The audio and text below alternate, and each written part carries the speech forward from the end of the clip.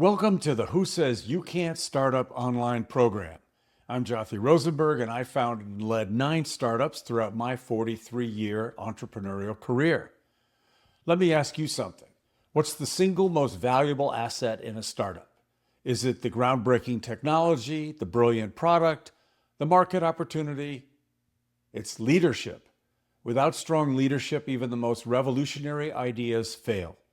And without effective fundraising, even the best-led companies run out of runway before achieving liftoff.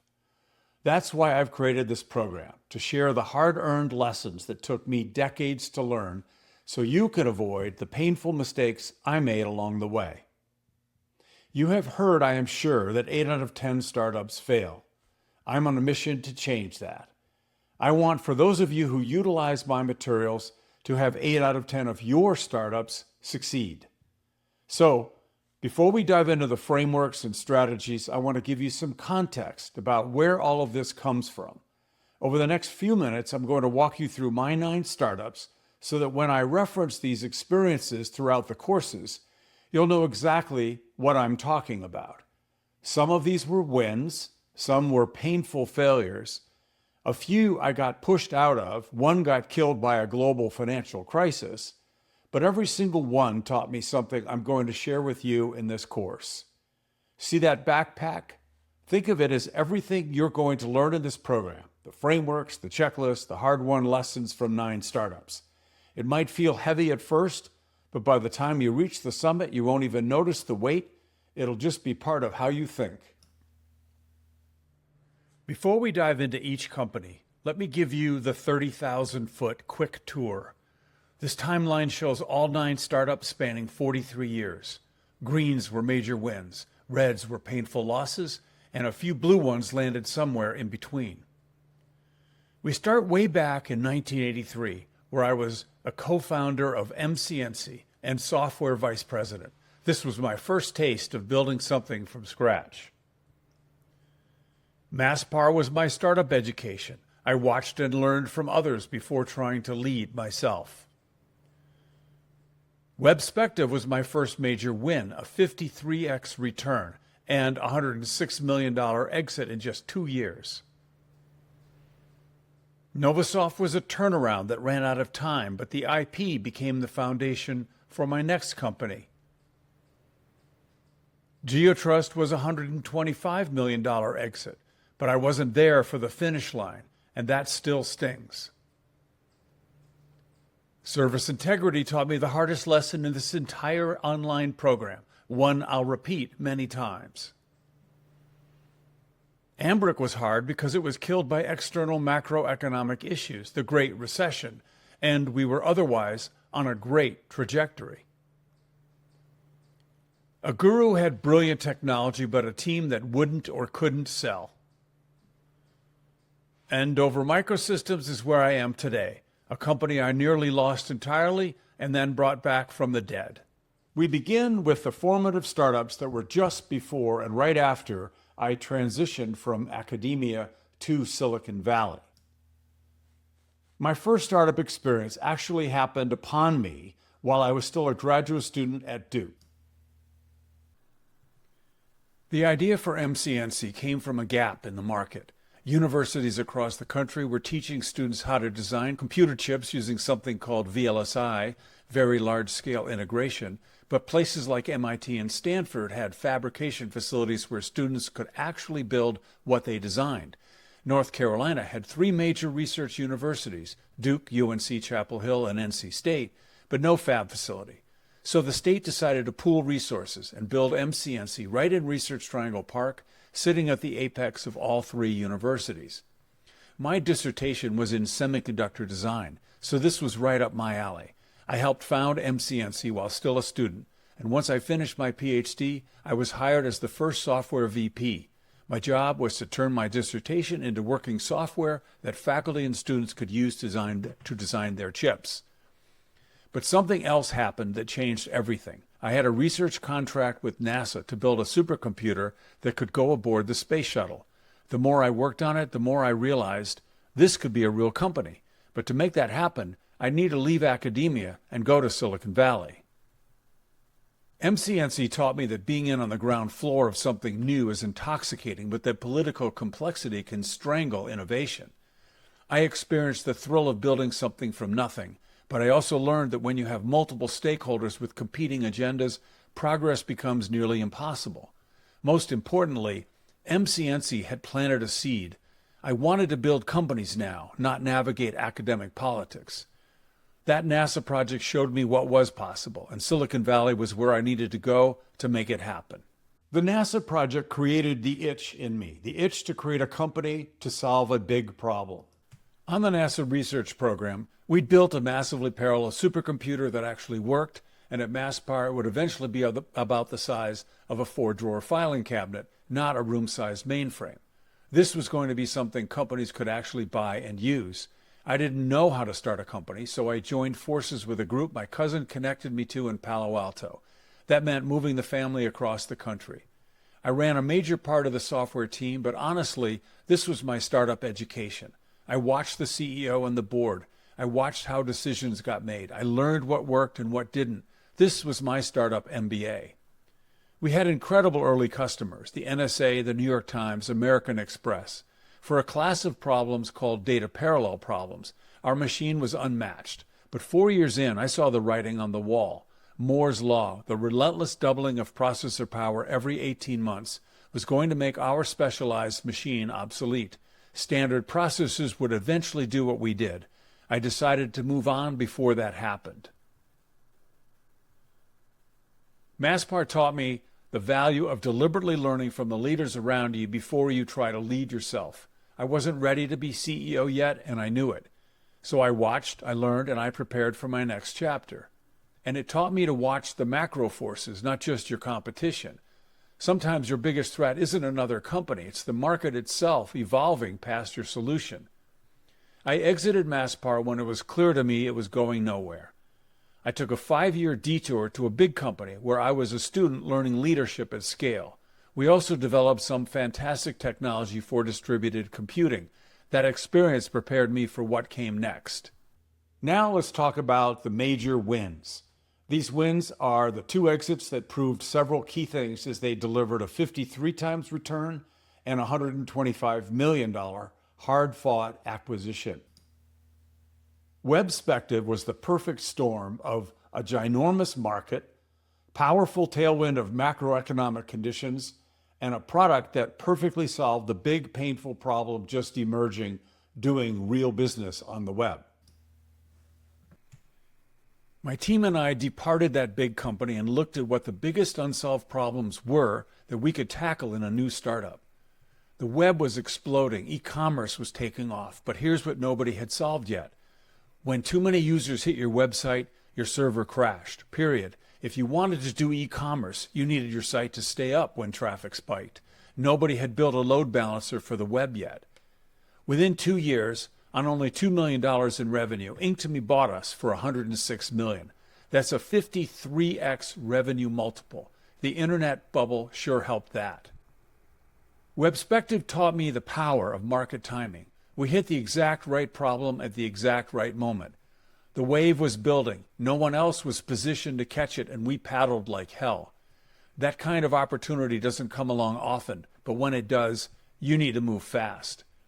You'll hear me reference Webspective throughout this course when we talk about timing, market selection, and speed of execution. This was the template for what a win looks like. GeoTrust was built on intellectual property from Novasoft, a problem child startup I will discuss momentarily. We'd already done 2 pivots that hadn't worked.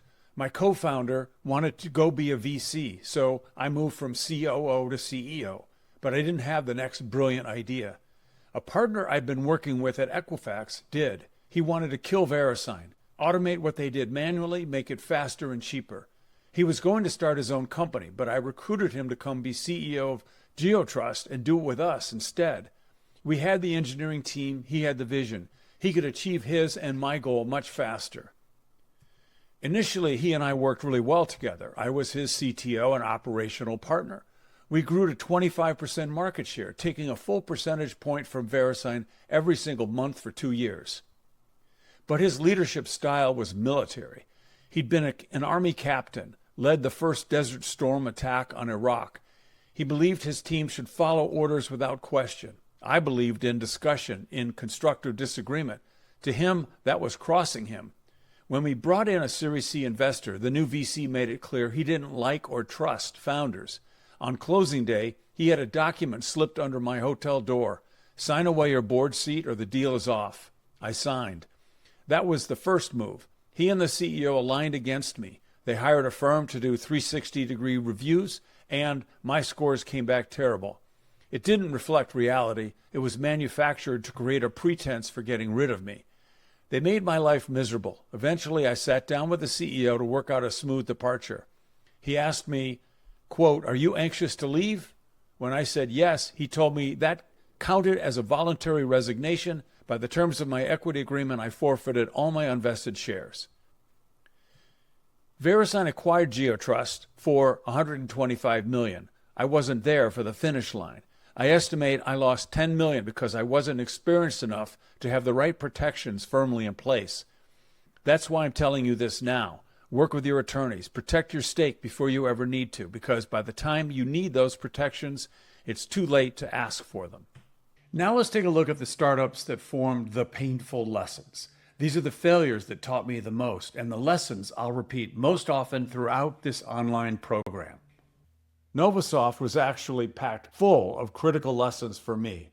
It was a turnaround. I went in as CTO to learn the ropes from the CEO, but he overspent his own budget by $11 million and was fired by the board, who then asked me to take over.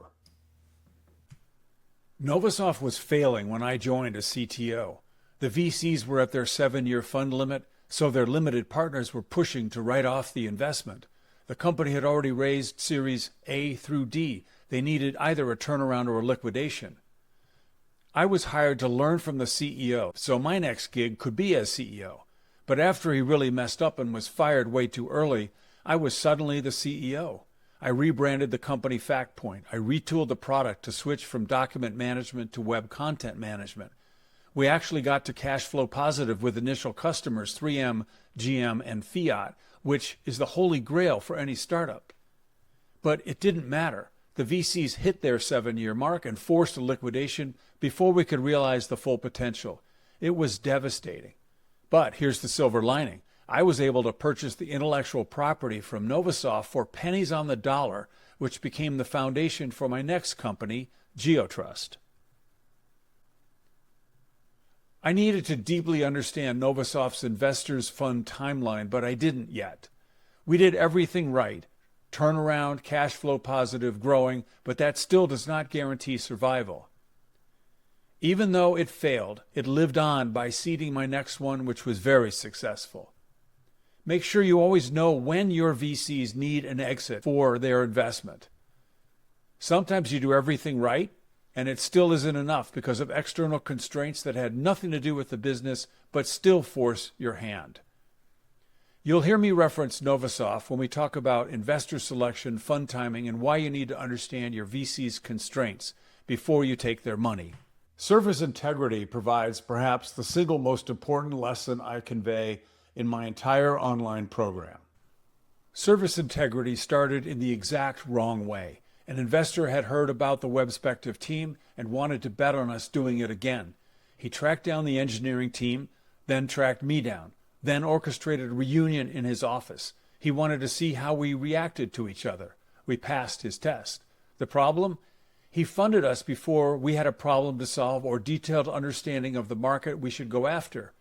He was the type of investor who exclusively bet on a proven team to do it again without regard to what problem and what market needed to be attacked.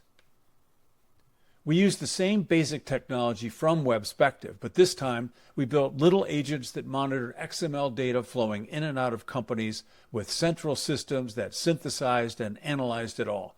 Cool technology, genuinely innovative. Absolutely no one needed it. We spent months visiting companies in insurance, finance, manufacturing. Nobody could figure out why they'd buy this. At 15 months, one investor insisted I be replaced with a real CEO. They found someone. I stayed on for a year to try to help, but he didn't want help, so it was a wasted year. After I left, the new CEO forgot to raise money, and Service Integrity simply ran out of cash and folded.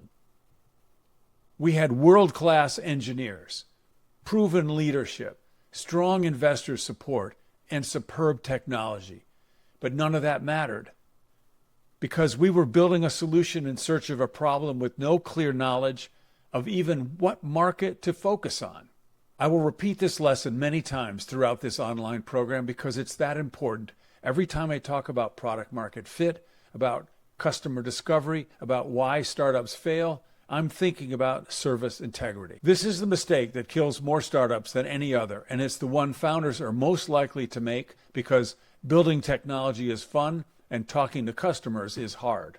Ambrick was breakthrough technology and a lesson about watching out for the macro issues that can thwart you. Ambrick built a massively parallel processing chip, hundreds of small processors on a single piece of silicon, all working together. For applications like video processing, wireless communications, and high-performance embedded systems, our architecture was genuinely revolutionary. We had strong investor interest and real technical validation from customers, first and foremost of whom was Apple. We were on track. Then September 2008 happened. Lehman Brothers collapsed. The global financial crisis froze all funding overnight. Nobody was writing checks. Not for us, not for anyone. Ambrick couldn't survive the freeze. The technology was real, the market was real, but forces completely outside our control killed the company. Macro forces don't care about your roadmap. Those forces can overwhelm good execution. But you can do some things to mitigate against this. Raise before you need to. Realize the market timing includes macro timing. And build cash reserves for the unexpected. There's no lesson here about what we did wrong because we didn't do anything wrong. Sometimes the world just doesn't cooperate. You'll hear me reference Ambrick when we talk about fundraising timing, cash reserves, and why you should always raise money before you need it, because you never know when the window will slam shut. A Guru was another example of brilliant technology, but it was practically dead on arrival because no one in the company had interest in selling to customers. A Guru came out of the Information Sciences Institute, a prominent research unit at the University of Southern California, Viterbi School of Engineering. Hollywood had a problem. CGI faces look fake, especially in close-ups. The human eye is incredibly good at detecting fake faces. Studios wanted close-up shots of actors in situations where no human, not even a stunt person, could survive. But the technology didn't exist to make fake faces look real. We built a geodesic dome with 400 computer-controlled cameras and lights. An actor sits inside for just 14 seconds, and we capture thousands of tiny polygons of their face in every possible combination of lighting and camera angle. That data feeds into CGI systems and produces synthetic faces that actually fool the human eye. The technology worked beautifully, but the CTO, brilliant as he was, loved to tinker. He never got involved with the hard work of customer acquisition. The CEO tried to fill that gap himself, but he wasn't the technical founder, so he didn't sell the company with the necessary passion. Customer acquisition stalled. The company became a playpen for the CTO to keep experimenting. Eventually, we shut it down. The IP went back to ISI. A technical founder who just wants to tinker and a business person who can't sell with passion is a fatal combination. No one wanted to talk to customers. And if no one on your team is genuinely excited to talk to customers, you don't have a company, you have a hobby. You'll hear me reference a Guru when we talk about founding team composition, sales culture, and why technical brilliance alone doesn't create successful companies. Now let's talk about my current and final startup, Dover Microsystems, where I am today. This story isn't over yet, but it's already taught me lessons about survival I never anticipated. I named it Dover because I believe if the computer industry knew back in the earliest days what we know now about how bad guys can manipulate our computing systems to do really horrible things, they would want the do-over that we have been building at Dover. Do-over, Dover. Dover builds hardware-based cybersecurity that works at the processor level. Our technology core guard watches every instruction a processor executes and verifies it's legitimate, not from an attacker. We stop 95% of all known cyber attacks, including the dreaded but common buffer overflow, which is responsible for most breaches. Our Series A ran aground on COVID. The only substitute I could find was a wealthy investor, but he knew we were in distress and put harsh terms in front of me. His terms said I had to raise additional capital beyond his by a specific date. I missed that date by 1 day, but I already had PPP money that more than covered what I needed. He said a deal's a deal. I had to lay off the entire company, down to just me on no salary. I hired a wind-down team and started looking to sell off pieces of the company. Then, 6 months into the wind-down, something I'd set in motion a year earlier came through. A congressional interest item, it's called. Basically an earmark for $6 million in funding from the Department of Defense. I let the wind-down team go. I hired a small research-oriented defense contractor as my engineering team. We were back in the game. Today, Dover has 17 issued utility patents, up from 7 when we started the turnaround. We closed a major $2.5 million licensing deal with a medium-sized defense contractor recently, and we're in active discussions with strong companies about IP licensing. We're in the process of finding the right strategic home for this technology. The story isn't over yet. Dover taught me that survival is a skill. When everything goes wrong, and I mean everything, you don't give up. You find the next option. You work the problem. Sometimes the thing that saves you is something you set in motion long before you knew you'd need it. Who would have thought that our wind down would turn into a turnaround? I'm good at survival, and I know it requires creativity, not just persistence. You'll hear me reference Dover when we talk about fundraising in distress, survival mode, and the importance of always having multiple options in play. Why should information about these 9 startups that formed my experience base matter to you? Here's how these startups map to really important lessons I will feature frequently. Throughout this online program, when I tell you about market timing, I'm thinking of Webspective. When I warn you about building technology without a problem to solve, I'm thinking of service integrity. When I talk about the risks of bringing in a CEO, I'm thinking of GeoTrust. When I stress that someone on your team has to own sales, I'm thinking of a guru. When we talk about macro issues and how you need to prepare for them, I am thinking of Ambrick. When I talk about keeping at it and work at finding a way through a crisis, I'm thinking of Dover. When we talk about making sure you have a high degree of situational awareness about your existing investors' fund timing, I'm thinking about Novasoft.